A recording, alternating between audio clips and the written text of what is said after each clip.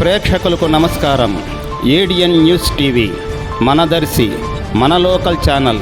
ADN news TV ప్రేక్షకులకు నమస్కారం. వార్తలు చదువుతుంది మీ ప్రసన్నారాం.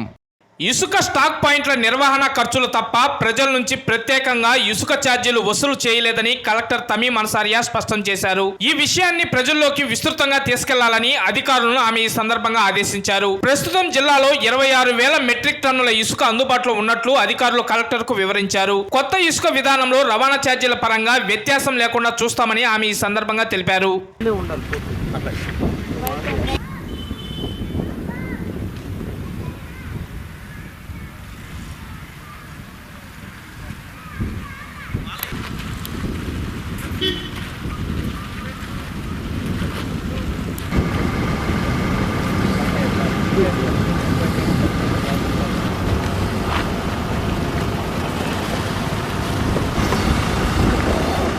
ఉన్నది వాటిని కూడా మేము సబ్బు రెవెన్యూ వాళ్ళు మనం జూన్ నెలలో అంతకుముందు కూడా అట్లా వాల్యూమ్ చేసి